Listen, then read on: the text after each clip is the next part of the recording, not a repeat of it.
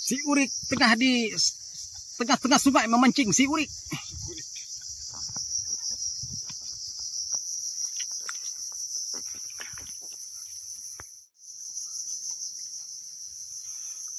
Mancing Hari Minggu ni kita menyantai-nyantai, buang tension kita, stres. Ngangkut goblok kalau taruh situ. Oke guys, kita Dua poin bos. mantap. 2 poin. Ikan pari, ikan keli, ikan sembilang. Wah mantap. Anak pari.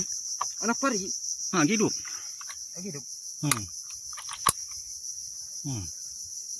Nah. Dia kebut-kebut. Seekor anak pari masih di dalam kandungan dapat diselamatkan. Yang bercengkrama di bawah lampu minyak tanah. Check it out. Ikan sembilang di tapak tangan. Mantap guys. Strike yang keberapa kali? Ketiga guys. Semoga ada cintanya seterusnya. Kita lanjutkan. Kita lanjutkan buka ini dulu. Check it out. Check it out. Walah kena aku.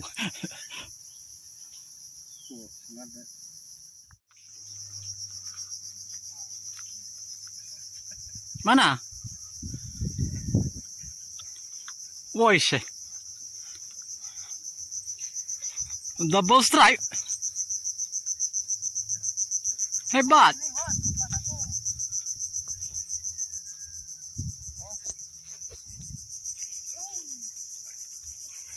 Jengkareng punya.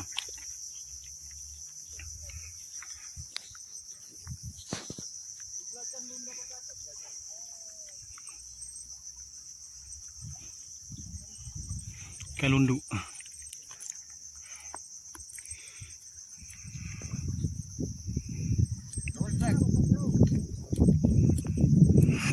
Mantap bro.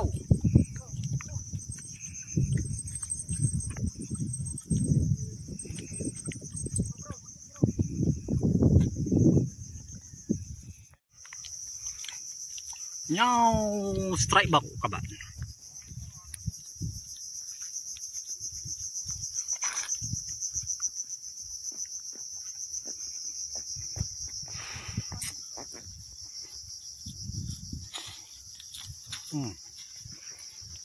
Warna putih, belukang. Apa ini namanya? Belukang. Ikan belukang. Strike terakhir. Wow, Besar.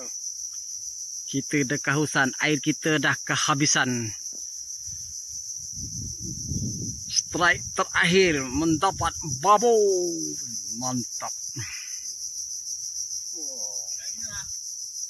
Dipoto ini. Foto.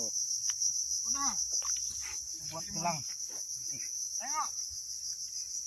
Terbanyak bos.